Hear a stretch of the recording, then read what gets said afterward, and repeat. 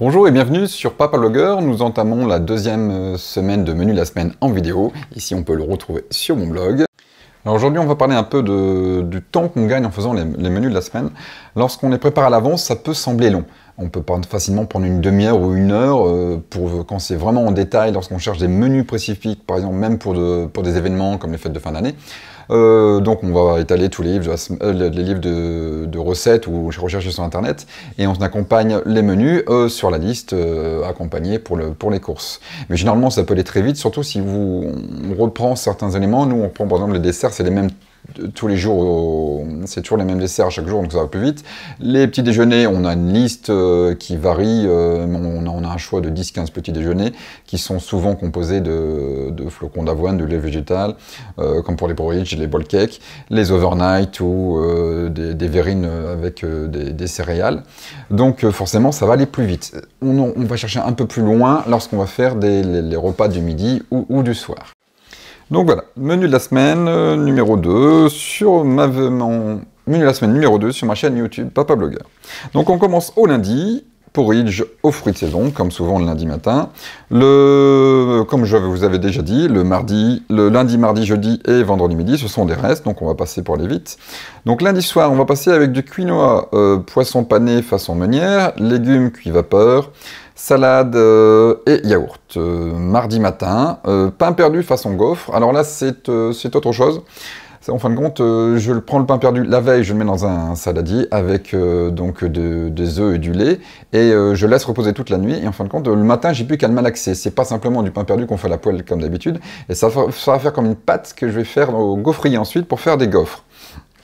Donc c'est assez sympa, c'est une manière de récupérer le pain qui sèche et qui, au lieu de faire du pudding ou du pain perdu classique.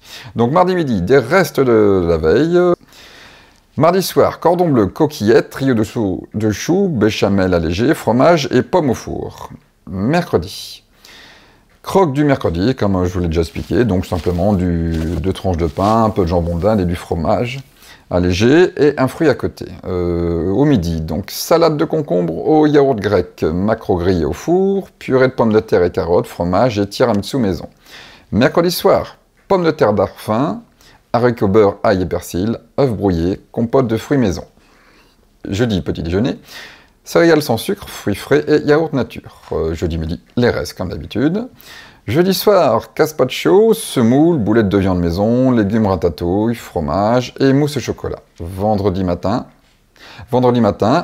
bowl cake aux fruits et au lait végétal. Au midi, des restes. Vendredi soir, mini apéro, waps maison à la volaille et au saumon fumé. Et un petit yabon en dessert. Ça change un peu. Samedi matin, cracotte, vasa, confiture allégée, fruits de saison. Samedi midi, soupe de légumes maison sans féculents et sans graisse, raviolis fraîches, fromage, crème dessert au caramel. Au samedi soir, salade d'endives aux fruits secs, betterave aux chèvres, tarte au Munster et glace. Dimanche matin, pancake épais et moelleux façon Papa Blogueur. Marcette en commentaire, elle fait fureur quand je la poste et d'ailleurs on n'hésite pas à me taguer dessus lorsqu'on la reprend et qu'on la fait. Et pour une fois, le dimanche midi, on va au restaurant. Donc voilà, il n'y a pas de menu dimanche midi, à vous de choisir ce que vous allez faire. Et dimanche soir, chips à la crevette, nouilles chinoises et nougat chinois. Petite soirée assez rapide, comme on avait prévu de rentrer tard. Donc c'est assez rapide et les enfants sont un peu contents de faire autre chose. Voilà, donc c'est terminé ces deuxièmes menus de la semaine. J'espère que ça vous a aidé dans votre programme, aussi à gagner du temps, à faire des économies et aussi à prévoir à l'avance afin de ne pas chercher à midi à 14 h au moment de faire à manger.